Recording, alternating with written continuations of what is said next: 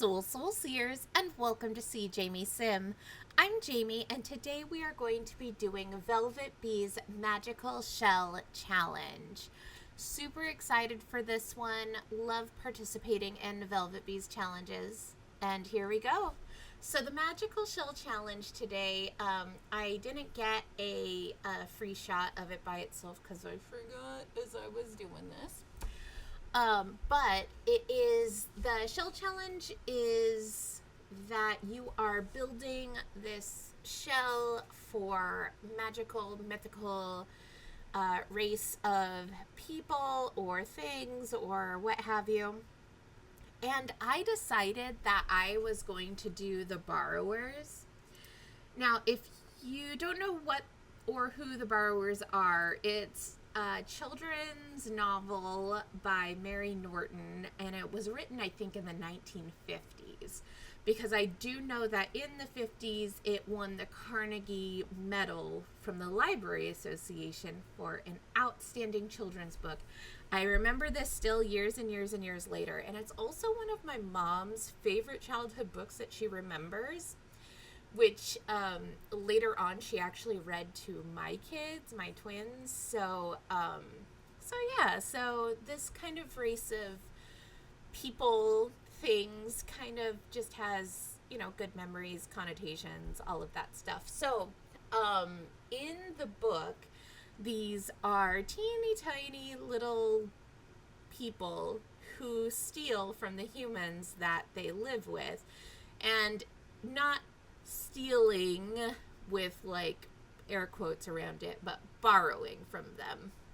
And that's where you kind of get the borrowers. So like when you turn up things that are missing, or when you have things that you've misplaced that you suddenly can't find, they kind of blame that on the borrowers.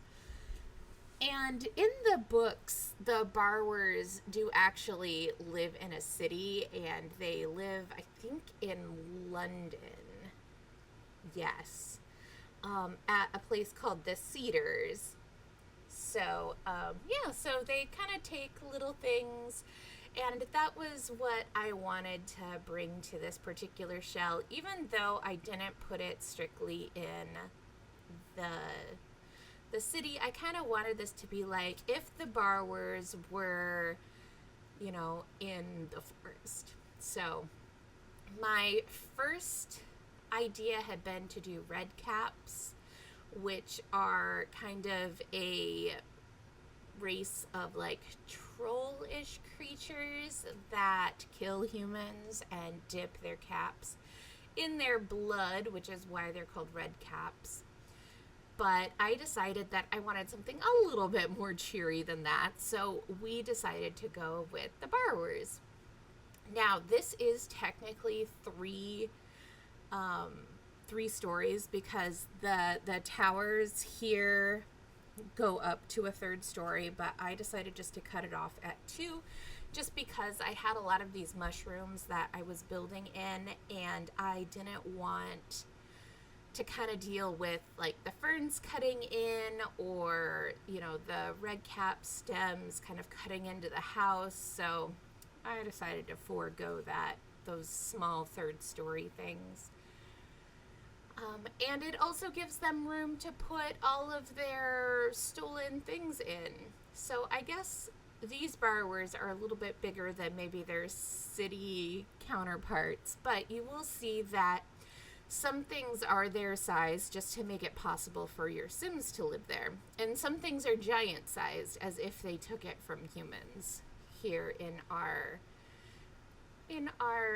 little house. So I am super excited. This is me checking to make sure that stuff wasn't cutting in, and also where I could put stairwells and whatnot. So finding places for stairs is always kind of a pain and a half during this. So yeah, you can kind of see there on the third stories where stuff is cutting in, and I'm just like, no.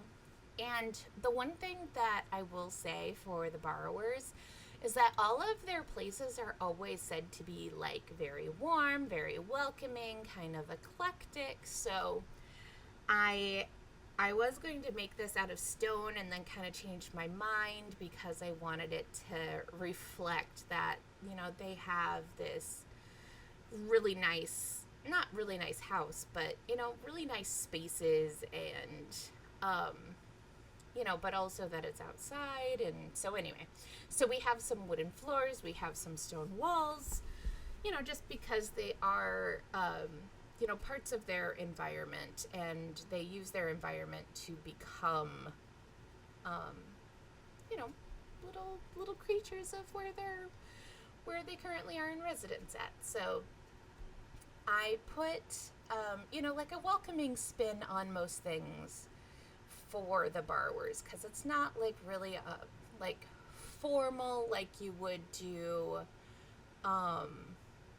like maybe you would do fairies. It's not that formal, or so I just kind of wanted it to be, what it was, where, they have what they have, and they're very proud, house proud, and, just that kind of stuff. So I'm always really, really happy with, when I get to mess with some stuff that brings on like some good memories for me. Yeah, and you can see how I'm kind of puzzling in these different spaces, and using the shelves and trying to make it seem,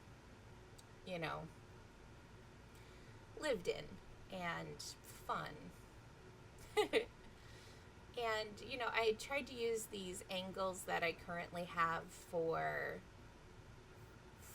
the weird angle of this wall. I tried to, definitely put in some different stuff. And trying to make anything fit on this angle was just, it was tough, I will say. But I had fun just adding in some jars and some, plants and all of that. So, and I also end up enlarging like buckets later on and placing that stuff. So, yeah, but you have to make it livable for the Sims that are also going to be here. Let's see here. Yeah. So there we are. We're building the kitchen.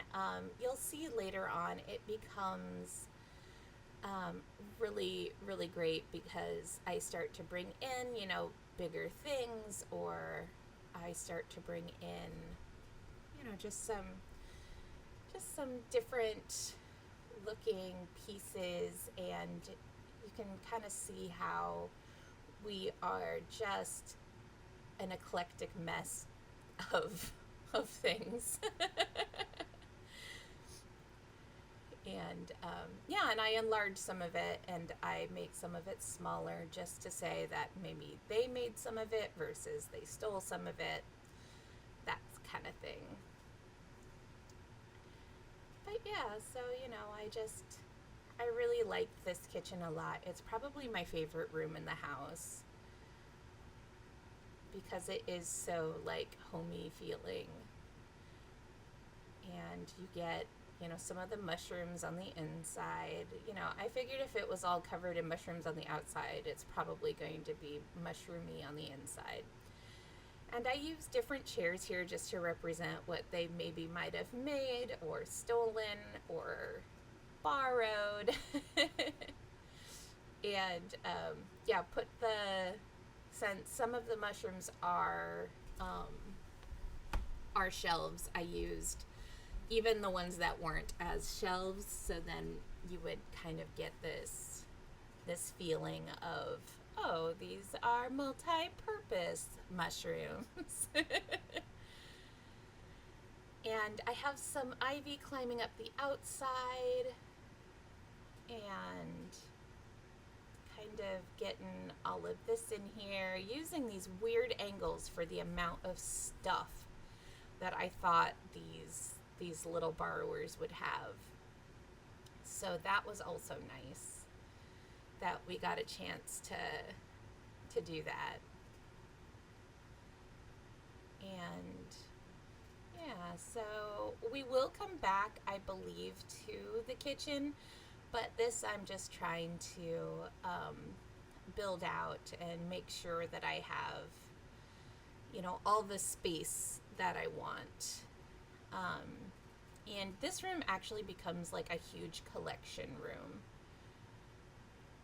which I end up really, really liking. It's reminiscent of having like your kids come into the room and then just like leave everything. Leave everything like as soon as you get in from the front door. And that's what I kind of pictured these little borrowers doing, is like as soon as they come in, kind of leaving knickknacks on the floor, on any available surface, having these boxes and these bags and shoes everywhere. And I do end up making some like that bucket being larger than it needs to be, just to say that, hey, these things are coming from all over the place, not just small little things. Yeah, so we will end up having a ton of stuff. I don't end up putting in a laundry room. I had thought about it. Did I end up putting in a laundry room? I don't think I did. But it's been a really, really fun using the Enchanted by Nature pack with this, just because I feel like the borrowers in a enchanted, magical sort of shell just really came together nicely. And and also they make a lot of their stuff just because they steal bits and bobs and then make their own things out of it. And I tried to find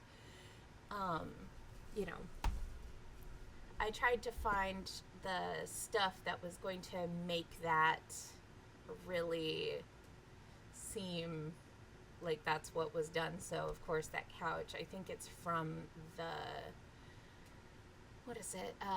Basement Treasures. But yeah, just bringing in a whole bunch of stuff, and like those not like hoarders, but like people who do a lot of like art with different mediums. And that's kind of, I always get that thought off of the bathtub with the plants in it. But yes, borrowers are definitely hoarders. I didn't mean to say that they are not hoarders. They definitely are, and kleptomaniacs. But they are one of my favorite, like, little race of, like, people. So, magical people. So we get to, because they have their own, they're able to, slip around, and, it's,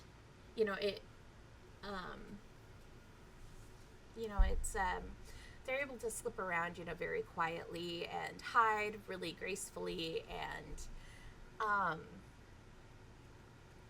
but yeah, so, in the book it follows this, Arietti clock who, and Pod clock, and homily clock, and Hendry clock is Arietti and Pod's brother. Anyway, so yeah, it's a really fun book if you do have kids that are younger. It's super fun. My kids always liked it. Again, it was, yeah, so we are putting up some like signs around the house, and I'm trying to make them like bigger so it looks like they may come from, just random road signs that they may have stolen, or, yeah. So definitely filling up the space with all of these different collected items.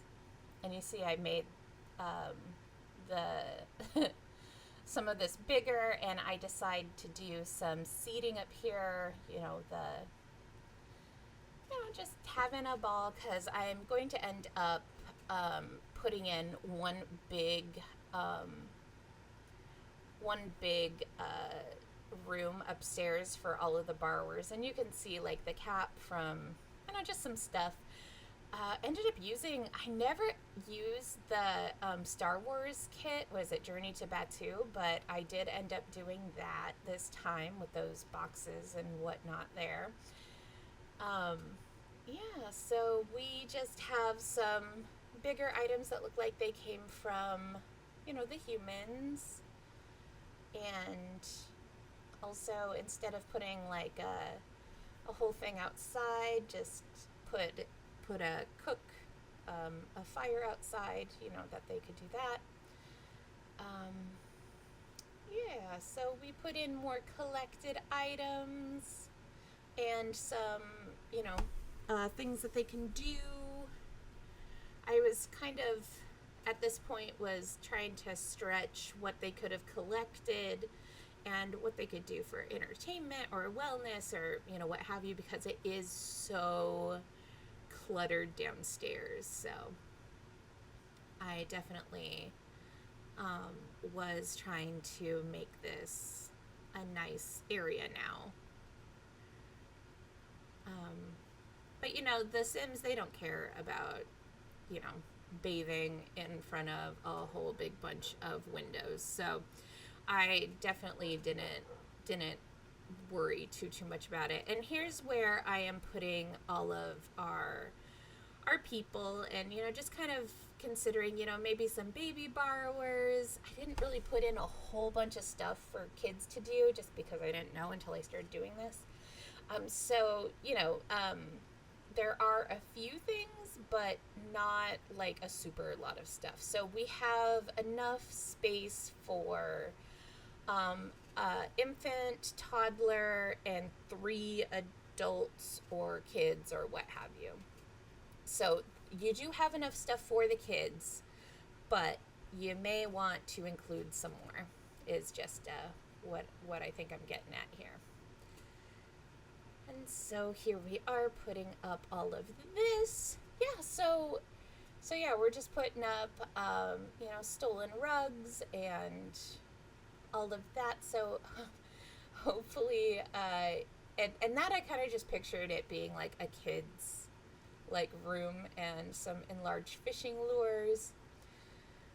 But yeah, just kind of putting some stuff in final places. And yeah, we have a hobby room, a bedroom for everybody, 2 bathrooms, kitchen, living room, and more things than you can shake a stick at for them to do. So this was such a fun shell for me to work on. I'm really glad that Velvet decided to make this magical shell challenge, just because it really made you, 1, think outside the box, and 2, really stretch your mind on how you wanted to work her shell. So I'm really, really glad that she ended up doing this and taking a lot of inspiration from something that I fondly remember reading and my mom reading to my kiddos. So we're just finishing up all of the little things here. And thanks for watching. If you could like, comment, subscribe, it really helps me out. If you'd like to see some more videos, go ahead and click want to see more up there in the top right hand corner. I am on Instagram, Twitch, YouTube, and Blue Sky under SeeJamieSim. And thank you guys for joining me today. Have a wonderful day.